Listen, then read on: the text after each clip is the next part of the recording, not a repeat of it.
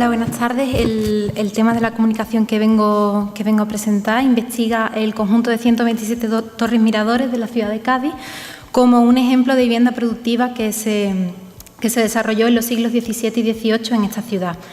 Y además hay un inicio de propuesta de recuperación.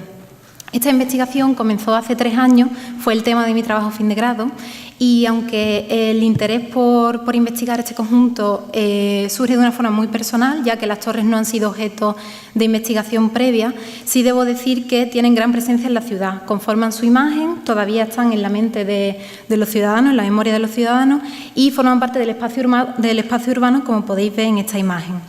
Las torres como construcción no son una peculiaridad de la arquitectura gaditana, ya que hay torres en otras ciudades andaluzas. Lo que de verdad las diferencia y las hace tan singulares es su concepción funcional y, por tanto, como una consecuencia, su concepción constructiva. Mientras que en el resto de ciudades andaluzas las torres estaban dedicadas a espacios de descanso y se resguardaban de la vista, en el caso de las torres miradores de Cádiz surgieron como resultado de la presencia del puerto y de la actividad económica y comercial que se dio en la ciudad en esta época. Eran los lugares de trabajo de los comerciantes que, debido a su gran altura, conseguían trabajar mientras podían otear el puerto y el mar, atentos a la llegada de los barcos que llegaban de América, de África y de Asia. Por tanto, estas torres surgen como espacios anexos, como espacios de trabajo anexos a la vivienda, y precisamente por esto podemos encontrar relaciones entre los espacios productivos y el espacio residencial, y de estos dos relación con el espacio público, que los diferencia tipológicamente del resto de las torres que podemos encontrar en Andalucía. Además, constructivamente, como podéis ver en esta imagen, las torres eran de ladrillo y de piedra debido a los fuertes vientos que tenemos en la ciudad, y se construían en continuación con los muros de carga, los muros principales de la vivienda, con lo cual esto también limita su posición. La encontraremos siempre en esquinas o en el perímetro. Sin embargo, el resto de torres, como decía antes, que se dedican al ocio y al descanso, como se sitúan libremente en la planta para no sobrecargar la estructura, eran generalmente de madera y de vidrio, que además favorecía la vista panorámica, que estaba mucho más ligada a la función de ocio. ¿Y cuál es la situación actual de las torres? Pues me parecía que la mejor forma de explicároslo era mostrando este diagrama de la metodología de trabajo seguida para esta investigación. Cuando intenté comenzar a investigar acerca de las torres, fui primero a Internet y busqué en las bibliotecas de Cádiz y de Sevilla, y para mi sorpresa apenas encontré información. La única información que había era bastante genérica y solamente había algunas imágenes. Sí encontré este libro de Alfonso Fernández, que hace un catálogo de las torres y las estudia, pero por el valor artístico de sus fachadas. De este primer paso obtuve un dato muy importante, que era el desinterés y la falta de uso y la falta de información que había con respecto a este conjunto. Por tanto, decidí dar un giro a la investigación y continuar con trabajo de campo e intentar buscar información por mi cuenta, aunque tampoco fue tan fructífera como yo imaginaba. En el aspecto turístico, las torres no tienen gran explotación, solamente la torre principal, que es la Torre Tavira, a la que me remitieron para buscar más información, y solo encontré otro libro que de nuevo hace una catalogación, pero que este listado de torres no coincide con el otro listado que encontré en el libro de la bibliografía. Y más adelante, cuando intenté realizar visitas a las torres, también encontré muchas trabas, porque los propietarios lo utilizaban como segunda residencia, con lo cual no estaban allí, o eran zonas de almacén, o eran espacios restringidos de edificios públicos. Aquí fue donde terminó mi investigación en la universidad, y una vez que terminé, ahora por mi cuenta, aunque siga trabajando, intento continuar para construir una propuesta de recuperación, pero que vuelve a tener la complicación de que me remite de nuevo al trabajo de campo, como es evidente, y actualmente resido en el extranjero y es bastante complicado. Bueno, en cuanto a la información que os puedo contar, las tipologías de vivienda gaditana. Son principalmente 6 que van desde la Casa Palacio Burguesa, que era la típica casa de la familia de comerciantes adineradas, hasta la casa por partidos, en el que había viviendas en las que residían varias familias y se compartían los servicios comunes. Estas 4 tipologías que veis aquí son las típicas de las casas de los comerciantes, como podéis ver. Comparten características como es el patio central con una escalera principal y después una escalera secundaria con un patio secundario. En el siglo XVII se produjo un alto crecimiento demográfico, con lo cual la tipología se modifica, el patio queda desplazado al lateral y la superficie de parcela se reduce muchísimo porque en Cádiz no tenemos espacio para crecer. A pesar de estas diferencias tipológicas, sí se puede reconocer una única organización esquemática en vertical, en el que la planta baja sería el patio, las oficinas, el almacén y estaría abierto al público por el comercio. En la primera planta, que tiene una altura libre mucho mayor, sería la vivienda de los comerciantes, y en las siguientes plantas, con una altura libre mucho menor, sería la vivienda del servicio. Como ya he dicho, la torre mirador sería el lugar de trabajo, y lo interesante de estas tipologías es que, estando la planta baja abierta al público y teniendo la escalera principal, la torre se conecta con una escalera independiente que en muchas ocasiones solamente conecta con la vivienda del comerciante, pasando por alto, por ejemplo, la planta del servicio. Dentro de las torres miradores también encontramos 4 tipologías, aunque tienen características comunes, como es que son de planta cuadrada y suelen tener de 1 a 2 plantas. La tipología más sencilla sería la torre de terraza, que termina sencillamente en azotea, a la que se accede con una escalera de caracol que está dentro de la propia torre. Un siguiente paso sería la torre de garita, en el que ahora la escalera pasa a estar alojada dentro de la garita, con lo cual el acceso a la azotea es directo. Después tenemos la torre de sillería, que alcanza una mayor altura, ya que sube una planta más, aunque ésta solo ocupe la mitad de la superficie, y a esta última terraza se accedería con una escalera de mano que se colocaba aquí. Finalmente, la torre mixta es una combinación de la torre de sillería y la torre de garita para poder acceder a esta última terraza por medio de la escalera de caracol incluida en la garita, aunque de este tipo de torres solamente quedan ahora mismo 2. Las normativas urbanísticas no regulaban la construcción de las torres. Solamente a partir de 1745 aparecieron normativas que limitaban su altura y el número de torres que podía tener cada vivienda, y poco a poco se fue limitando su construcción hasta que en 1792 se prohibió totalmente la construcción de torres. Esto además coincidió con una crisis en el comercio y en la actividad de la ciudad, lo que hizo que las torres perdieran su uso, con lo cual se abandonaron y dejaron de construirse. A partir de aquí, las torres que encontramos son mucho más cercanas a las que os he explicado al principio, que son el resto de torres miradores andaluzas, más dedicadas al ocio. Quería recalcar que toda esta situación que se da, la aparición de las torres, es gracias a la situación tan característica de Cádiz en la geografía. Su situación privilegiada para el comercio y el poco espacio, el poco terreno que tiene disponible, hace que finalmente la ciudad quede como un núcleo eminentemente urbano que solamente puede subsistir a base del comercio y de la industria con el mar. Esto fomentó que en el siglo XVII hubiera un auge de esta actividad económica que finalmente culminó en el siglo XVIII, cuando en 1717 se produjo el traslado de la Casa de Contratación de Sevilla a Cádiz, con lo cual obtuvimos el monopolio del comercio con América.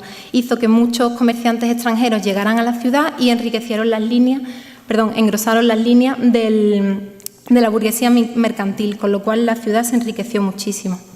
Dentro del trabajo de campo, este es un primer mapeado en el que se solapan 4 capas de información: la localización de las torres, su tipología, la distancia con respecto al puerto y las zonas de crecimiento de la ciudad. Podemos observar que las torres se concentran en un área de la ciudad que, sin embargo, no coincide con las zonas de crecimiento, con las áreas de crecimiento que corresponden a este siglo de oro gaditano.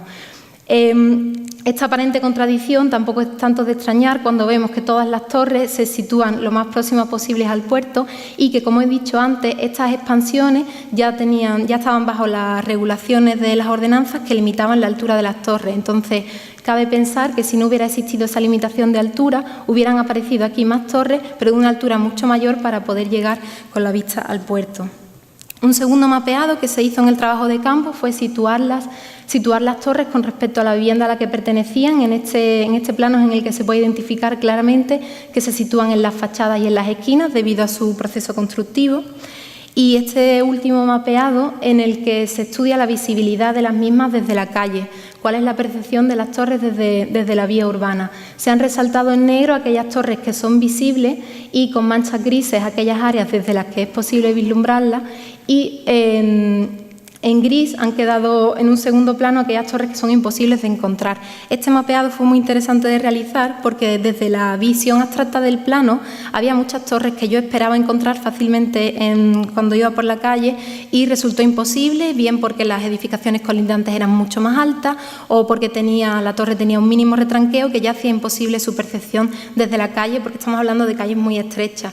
Y sin embargo tenemos el caso contrario. Hay torres que están muy retranqueadas con respecto a la vivienda y a la parcela, que parecía imposible de encontrar, pero de hecho son visibles desde puntos mucho más alejados de la ciudad, pues por cambios de cota o porque justo la calle enfoca en ese punto. He traído aquí algunos ejemplos de estos últimos que os hablaba. Esta, por ejemplo, sí sería visible desde el propio pie del edificio. Después de todo este trabajo de campo hice una nueva catalogación, un nuevo listado de torres que a su vez no coincide ni con el listado del libro comprado en la oficina turística ni con el listado encontrado en el libro de la bibliografía. Después de toda esta información saco datos resumen en el que se puede ver que la tipología principal es la de garita, que la visibilidad de las mismas desde la calle sorprendentemente son visibles menos de la mitad de las torres. Y después aquí, estos datos son sacados del catastro, creo que no están muy actualizados, pero definen el uso que tienen actualmente las torres y, sobre todo, si estas torres siguen ligadas o no a la vivienda o si su acceso se ha independizado o porque las viviendas han sufrido muchísimas transformaciones.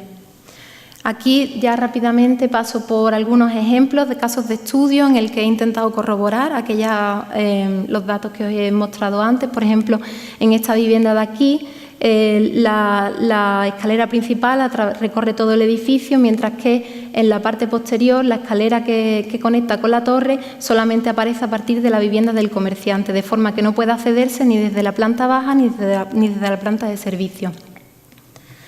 Otros casos de estudio de visita en el que, por ejemplo, esta torre fue independizada y ahora mismo el acceso se realiza a partir de la escalera pública, la escalera común del edificio, y este otro caso de torre en el que para acceder solamente puede accederse desde la azotea.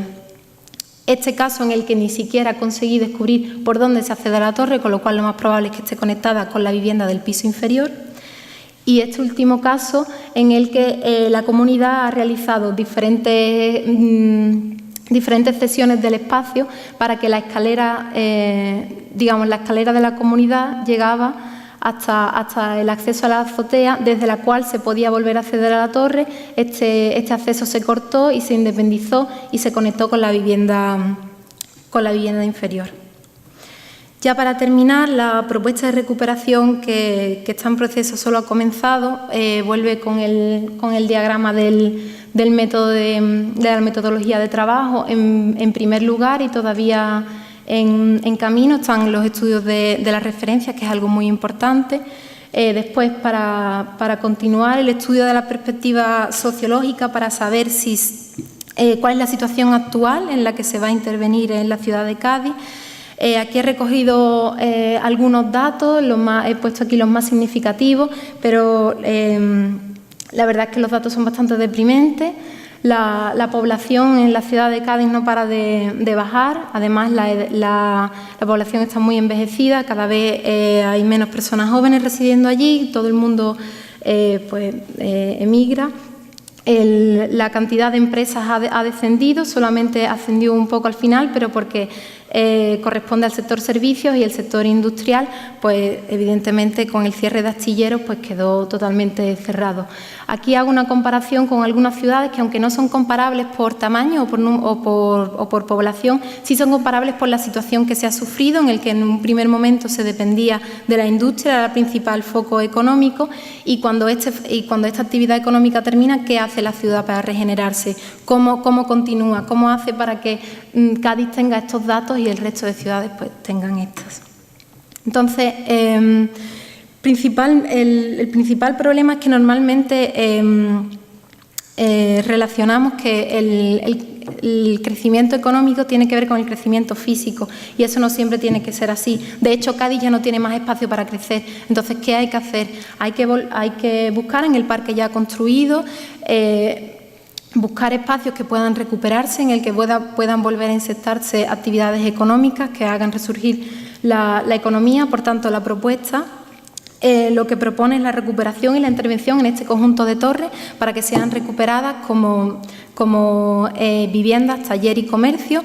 Para que esto sea posible, debido a la falta de accesibilidad que hay a las torres, se propone aprovechar la densidad que tiene la ciudad de Cádiz y la continuidad en su altura, agrupar las azoteas, hacer las azoteas accesibles, de forma que se cree una nueva calle, una nueva cota cero a nivel de las torres, que haga posible su reactivación como comercio.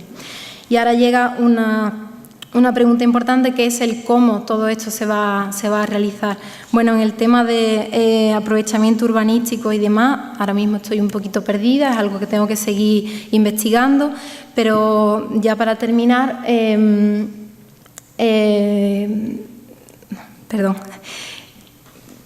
hilando con el título de la presentación, y como hemos visto a lo largo de toda la presentación, las torres miradores son parte de la historia de la ciudad y de los ciudadanos, con lo cual forma parte inherente de la identidad de la sociedad que allí habita.